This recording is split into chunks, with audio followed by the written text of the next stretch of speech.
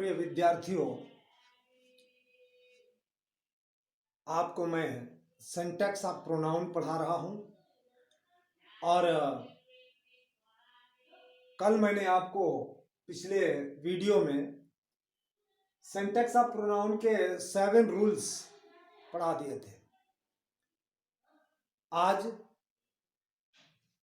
Rule number 8।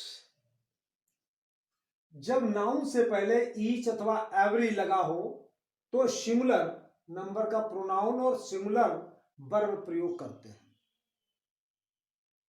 जैसे example, each teacher and every student was in his class. बच्चों, यहां पर टीचर और स्टूडेंट एंड से जुड़े परंतु दोनों के साथ ईच अथवा एवरी लगा हुआ है। इस कारण से वाज सिंगुलर वर्ब और सिंगुलर प्रोनाउन प्रयोग होगा, अर्थात हिज का प्रयोग होगा, not their class. Their class नहीं प्रयोग होगा, हिज क्लास प्रयोग होगा। तो रूल है, जब नाउन से पहले ईच अथवा एवरी लगा हो तो सिंगुलर नंबर का प्रोनाउन और सिंगुलर वर्ब प्रयोग करते हैं। For example, each teacher and every student was in his class. Rule number 9, each other का प्रयोग दो के लिए और वन एनोदर का प्रयोग दो से अधिक के लिए करते हैं। अर्थात Ram and Gopal help each other, not one another. यहां पर वन एनोदर का प्रयोग नहीं होगा क्योंकि दो हैं, राम एंड गोपाल। दो के लिए ईच अदर का प्रयोग करते हैं और दो से अधिक के लिए, 3, 4 या अज्ञात, दो से अधिक के लिए हम वन एनोदर का प्रयोग करते हैं। जैसे Ram, Shyam and Hari help one another. तो यहां 3 है, दो से अधिक है, अर्थात हम वन एनोदर का प्रयोग करेंगे, नॉट ईच अदर, मतलब ईच अदर का प्रयोग नहीं करेंगे। रूल नंबर 10, जब दो सिंगुलर नंबर के नाउन आइदर डॉट डॉट और, neither not dot dot nor या और नॉर से जुड़े हों तो उनके लिए सिंगुलर प्रोनाउन प्रयोग होता है। जैसे आइदर मोहन और Hari lost his books, not their books, his आएगा, आइदर मोहन और Hari lost his books, singular pronoun प्रयोग हुआ है। Neither Gopal nor Shyam bot his books, तो यहां पर गोपाल और श्याम को नाइदर नॉर या आइदर और से जो जुड़े हुए नाउन्स हैं उनके बाद प्रयोग होने वाला प्रोनाउन सिंगुलर नंबर में है। तो इस तरीके से यहां पर दोनों वाक्यों में हिज का प्रयोग हुआ है, न कि देयर का। Not their books, not their books, इस तरीके से यह गलत है। रूल नंबर 11, जो प्रोनाउन एज या देन के पश्चात प्रयोग होता है उसका केस उचित वर्ब के साथ लगाकर किया जाता है। स्पष्ट लिखा हुआ है कि जो प्रोनाउन एज या देन के पश्चात प्रयोग होता है उसका केस उचित वर्ब के साथ लगाकर किया जाता है। For example, he is stronger than I am, not than me. Me प्रयोग नहीं होगा क्योंकि यह यहां पर कंपैरेटिव डिग्री का प्रयोग हुआ है, ही इज स्ट्रॉन्गर। तो जहां पर कंपैरिजन होती है तो सब्जेक्ट जब सब्जेक्टिव केस है तो उससे तुलना करने पर प्रोनाउन का सब्जेक्टिव केस ही आएगा, अर्थात he is stronger than I और साथ में एम का भी प्रयोग किया जाएगा। इस प्रकार से बच्चों हम प्रोनाउन की गलतियों को दूर करने का लगातार प्रयास करते हैं। और इसके बाद रूल नंबर 12।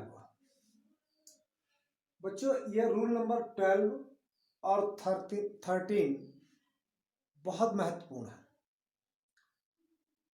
रूल नंबर 12, कुछ क्रियाएं जैसे absent, acquired, apply, avail, drink, enjoy, pride, resign, revenge, etc. इन क्रियाओं के पश्चात सदैव रिफ्लेक्सिव प्रोनाउन का प्रयोग होता है और यदि इनके पश्चात रिफ्लेक्सिव प्रोनाउन का प्रयोग नहीं किया तो सेंटेंस गलत माना जाएगा, इनकरेक्ट होगा।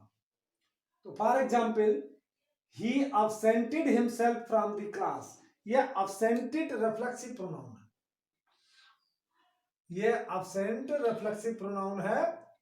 तो absented, he absented from the class, यह इनकरेक्ट है, करेक्ट होगा he absented himself from the class। इसी प्रकार she enjoyed herself in the match, तो यदि she enjoyed in the match, यह रॉन्ग है, इनकरेक्ट है। करेक्ट होगा कि इसके साथ रिफ्लेक्सिव प्रोनाउन का प्रयोग करें। बच्चों यहां पर ध्यान देने की बात है, मैंने कल के वीडियो में इम्फेटिक प्रोनाउन पढ़ाया था। इम्फेटिक और रिफ्लेक्सिव प्रोनाउन की बनावट एक ही जैसी है, लेकिन प्रयोग से अंतर होता है। जब हम हिमसेल्फ को सब्जेक्ट के तुरंत बाद और वर्ब से पहले प्रयोग करते हैं तो यह इम्फेटिक प्रोनाउन होता है, और जब हम इसको वर्ब के पश्चात प्रयोग करते हैं तो यही रिफ्लेक्सिव प्रोनाउन हो जाता है। तो यहां पर ही absented himself from the class और she enjoyed herself in the match, तो himself, herself यह रिफ्लेक्सिव प्रोनाउन है। अगर प्लूरल है तो themselves, we है तो ourselves, I है तो myself, इस तरीके से हम प्रयोग करते हैं। फिर एक बिल्कुल इसका अपवाद भी है, और वो रूल नंबर 13 है। कुछ क्रियाएं जैसे bath, begin, break, close, draw, drop, gather, hide, keep, move, rest, stop, spread, etc के पश्चात रिफ्लेक्सिव प्रोनाउन छिपा रहता है, अतः इसको प्रयोग नहीं किया जाता है। For example, he stopped himself the car, ये इनकरेक्ट है, he stopped the car correct है। तो यहां पर ये जो वर्ब अभी मैंने बताए हैं, इनमें रिफ्लेक्सिव प्रोनाउन का प्रयोग नहीं किया जाता क्योंकि इनमें छिपा रहता है। उसके बाद रूल नंबर 14, नन का प्रयोग सिंगुलर और प्लूरल दोनों के लिए होता है। तो for example, did you bring any mangoes, there were none in the market. देखिए मैंगोज प्लूरल है और नन प्रयोग हुआ है प्लूरल के लिए। Second example, have you brought me a letter, there was none for you, तो यहां नन का प्रयोग लेटर के लिए हुआ जो कि सिंगुलर है। तो इस प्रकार से बच्चों यह नन का प्रयोग सिंगुलर और प्लूरल दोनों में होता है। बच्चों कल के वीडियो में आरंभ में कुछ वीडियो थोड़ा सा लास्ट में कट हो गया है। आरंभ में ही, वीडियो के आरंभ में कुछ कैमरा इस तरीके से सेट हुआ कि बोर्ड पर लास्ट में दिखाई नहीं दे रहा है, लेकिन मैंने उसको एक्सप्लेन किया है, उसको समझाया। आप जो एक्सप्लेन किया उसके माध्यम से उन वाक्यों को पूरा कर लें। और आज के इस वीडियो में मैंने आपको जो सारे नियम पढ़ा दिए हैं इनको कंठस्थ करें, और अभी कल भी मैं अगले वीडियो में प्रोनाउन ही पढ़ाऊंगा, अर्थात सिंटैक्स ऑफ प्रोनाउन अभी जारी रहेगा। Thank you.